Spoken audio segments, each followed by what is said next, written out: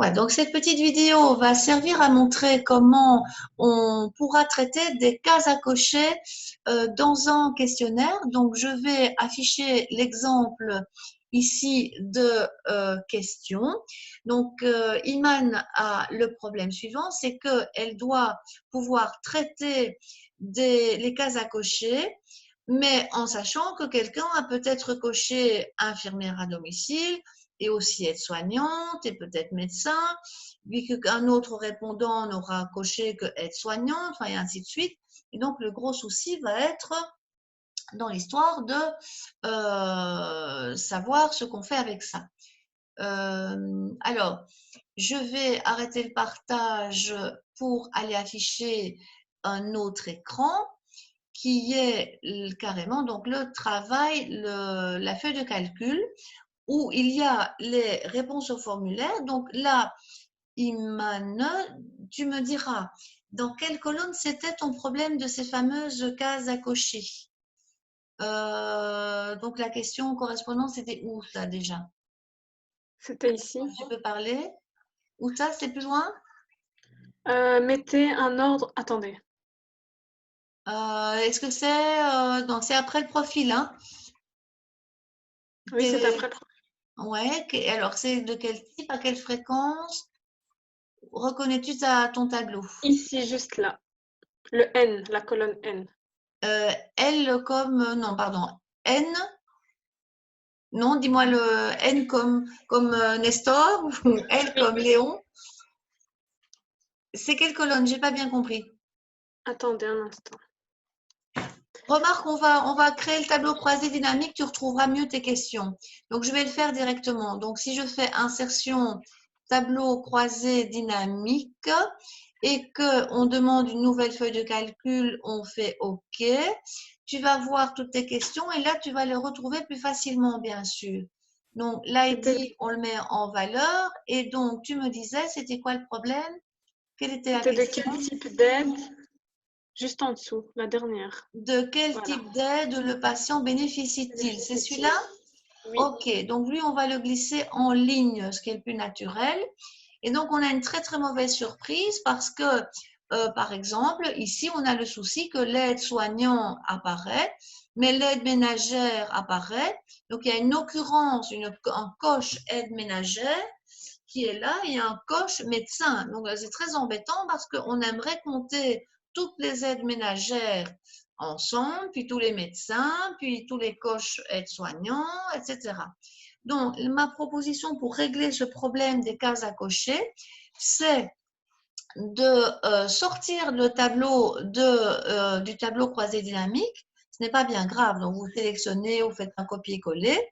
J'ai conseillé donc de le coller un peu plus bas et d'un peu, je veux dire bricoler. Bon, c'est pas énorme, hein, parce que tout le monde n'a pas coché beaucoup. Donc, par exemple, si je vois ici aide ménagère apparaître, je vais l'enlever de cette occurrence, parce qu'en fait, il y a deux personnes qui ont coché aide ménagère là-dedans. Donc, je devrais avoir, en fait, c'est deux coches, ça compte pour deux. Donc, si je l'enlève ici, ça compte pour deux cochages et ça doit se répercuter quelque part. Donc, le aide ménagère que je vois là, il y a quelqu'un qui avait fait un coche, eh bien, je vais lui rajouter les deux coches précédentes, donc ça fera 3 pour l'aide ménagère. Mon but est de regrouper toutes ces réponses en réponses cohérentes. Donc, on va faire la même chose, mais attention, il faudra être hyper attentif. Je vais un peu zoomer pour qu'on voit plus clair. Il faudra être hyper attentif à ne pas laisser des virgules et tout ça, parce que sinon le graphique ne sera pas bon. Donc, aide ménagère, je crois que j'ai résolu le problème. Iman, tu me dis si je me trompe, si j'ai été distraite dans mon explication. Non, Tu as c'est bon. compris? Ouais, ok. Oui. Donc là, je vais retirer les virgules parce que sinon, ça ne va pas. Et le médecin qui a été coché 2 fois là-dedans, je le supprime et je vais aller le mettre, s'il existe, il existe, dans un cochage tout seul. Donc, il y a eu un 2. Donc là, je vais lui mettre un 7. Voilà. Donc, à terme, la famille médecin, ben, je la rassemble. Famille, bon, y a-t-il encore… Bon, là, il y a une erreur, il y a un problème là.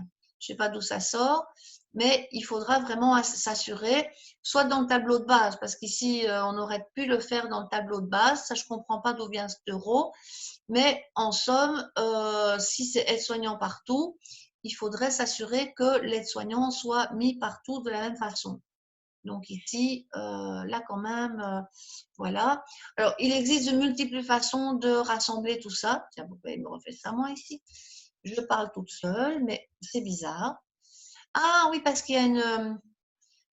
Ah oui, attends, on va mettre aide-soignant, hein, tant pis pour le genre, parce que là, c'est vraiment embêtant. Il y a une correction orthographique, un remplacement automatique très embêtant.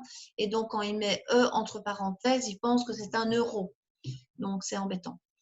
Donc, le médecin, ici, je ne l'ai pas pris, hein, celui-là. J'ai bien fait ce qu'il fallait, je pense. Le médecin qui est là, il a été coché une fois. Donc, on l'enlève de ce poste-là et on va aller le mettre dans la famille médecin. Donc, je mets un 8. Alors, c'est vrai qu'on pourrait se dire, oulala, c'est pas très automatique tout ça, mais finalement, bon, il y a de multiples façons de rassembler, de filtrer les données, mais ici, c'est pour aller au plus court. Et pour que vous ayez des réponses les plus adéquates, les plus parlantes possibles. Donc ici, limite pour éviter peut-être le problème, c'est qu'on va peut-être, je sais pas, mettre aide-soignante avec un E ou un point. C'est pas avec un point qu'on met aussi maintenant. Je crois qu'on peut l'écrire comme ça aussi. Voilà, donc du moment que dans le graphique, Iman, c'est bon, tu vas avoir, l'important, c'est que ce soit les mêmes valeurs partout, hein. Donc ici, par exemple, ces postes-là, je peux les supprimer. Je peux le mettre à 9 ici, puisque là, je suis bien avec ceux-là. Et j'ai bien ici enlevé cela. Donc, je supprime. Je bricole rapidement pour rassembler les choses les plus adéquates. Alors, là, je suis forcée pour la démo d'arriver à peu près à tout faire. Donc, c'est un peu longuet. Est-ce qu'on avait fait le graphique, Iman, est-ce qu'on a fait le graphique ou pas de celui-là? Oui, oui. On l'avait fait, celui-là? Dans quelle feuille? On avait tout résolu, les doublons, les coches et tout? Oui, on l'avait fait. Ah, ok, parfait. Donc, je signale aussi pour terminer l'explication, avant de montrer le graphique, que l'idée de base, c'est que du coup, votre effectif total, ce ne sera plus dans ce nombre de réponses, ça ne sera plus le nombre de répondants, mais le nombre de coches, de cases cochées. Et du coup, ça vous permettra de regrouper tout le monde, toutes les familles en une seule. Redis-moi dans quel graphique on l'avait fait. C'était dans la feuille 5, il me semble. Ah, je pense pas parce que ça, c'était l'autre. Non, non, c'était celui avec les… on n'a pas fait le graphique en fait. Voilà, Non, on on l'a n'a pas pas fait. fait le graphique.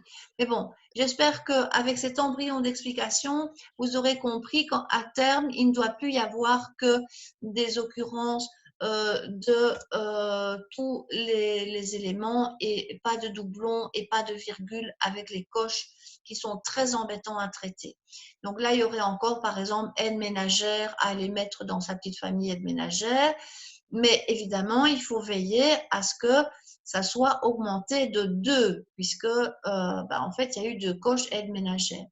Aide-soignant, quand je vois ça, je vois qu'il y a eu 3 coches ici, 1 coche là, ça fait 4 coches à rajouter à l'aide-soignant ici. Donc ça se met et puis après, vous aurez un tableau classique. Avec ça, je vais arrêter la vidéo concernant le comment traiter des cases à cocher dans l'analyse croisée. Donc, j'arrête le partage et j'arrête l'enregistrement.